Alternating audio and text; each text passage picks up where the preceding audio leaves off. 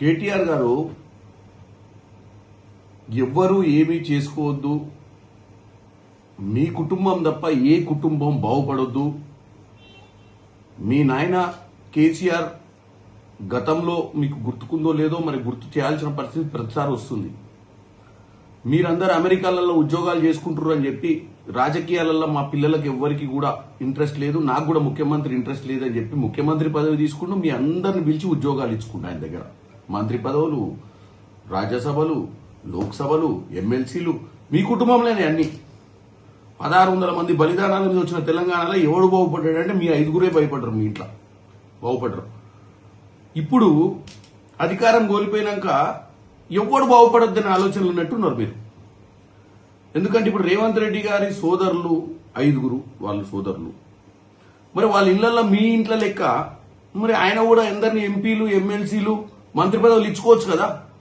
ఆయనకు నిజంగానే ఆ కుటుంబాన్ని మీ కుటుంబం లెక్క దండుకొని దాచుకునే అటువంటి ఆలోచన ఉంటే ఆయన కూడా వాళ్ళని చిన్న చిన్న కంపెనీలు పెట్టుకొని ఇక భూములు తీసుకొని ఇక చిన్న కంపెనీలలో పని చేసుకోనో లేకపోతే ఒక కంపెనీని ఎస్టాబ్లిష్ చేయాలని కొత్త కంపెనీ పెట్టుకొని కొంచెం తక్కువ పెట్టుబడితోటి ఒక భూమిని అప్లై చేసుకుంటే ఇంత రాద్ధాంతం చేస్తున్నారు మీరు.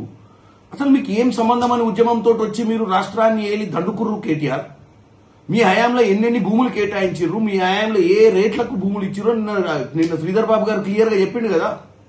తెలంగాణ ప్రజలు అర్థం చేసుకోవాలి. ఇప్పుడు మీరు కేవలం కేటీఆర్ కి రేవంత్ రెడ్డి మీద కోపము, రేవంత్ రెడ్డి కుటుంబంలో ఎవరు బాగుపడొద్దు, తెలంగాణ సమాజం కూడా వాళ్ళకు ఓట్లైనందుకు వాళ్ళు కూడా అనుభవించాలి, ఎవ్వరికి మంచి జరగొద్దన్న ఆలోచనే ఉంది కేటీఆర్ కి. ఒక్కసారి తెలంగాణ సమాజం ఆలోచించాలి. వీళ్ళు ఎవరు? వీళ్ళు అమెరికా నుంచి వచ్చి మంత్రి పదవులు తీసుకోనికే వీళ్ళ బావ హరీష్ రావు అసలు ఎమ్మెల్యేనే కాకుండా అప్పుడు కాంగ్రెస్ అలయన్స్ లా మరి అల్లునికే మంత్రి పదవి ఎందుకు ఇప్పించుకుంటూ మరి కార్యకర్తలకు ఇచ్చుకోవచ్చు కదా. మీదేమో సెల్ఫ్ ఇష్యూ, మీరేమో దండుకోవాలి, దాచుకోవాలి, వేరే వాళ్ళు బతకడానికి కూడా వీలు కావద్దు. ఎందుకంటే అందరికీ కేటాయించినట్టు ఆయనకు కేటాయించారు. అప్లికేషన్ పెట్టుకుంటే 32 మందో 34 మందో శ్రీధర్ బాబు గారు చెప్పారు. కాబట్టి నేను ఒక్కటే చెప్తున్నా కేటీఆర్ గారు, మనం పొద్దున్న లేస్తే మంది మీద ఏడవడం బంద్ చేయి. ఇంకోటి పాలమూరు రంగారెడ్డి జాతీయ హోదా గురించి మేము అందరం ఎంపీలో మాట్లాడినాం. మీరు 10 ఏళ్ళ అధికారం నుండి నిమ్మకు నీరెత్తినట్టుండి ఏ రోజన్నా వచ్చి ఇక్కడ పోరాటం చేసింది ఏమైనా కాళేశ్వరం చేద్దాం, కాళేశ్వరంలో దండుకుందామన్న ఆలోచనతో 10 ఏళ్లు పరిపాలించారు. కానీ దక్షిణ తెలంగాణలో పాలమూరు రంగారెడ్డి గురించి మీరెందుకు పట్టించుకోలే? మేము 3 ఏళ్లలో ఒక పార్లమెంట్ సభ్యునిగా నేను 4 సార్లు క్వశ్చన్లు వేసిన, దానికి హోదా ఇవ్వండి.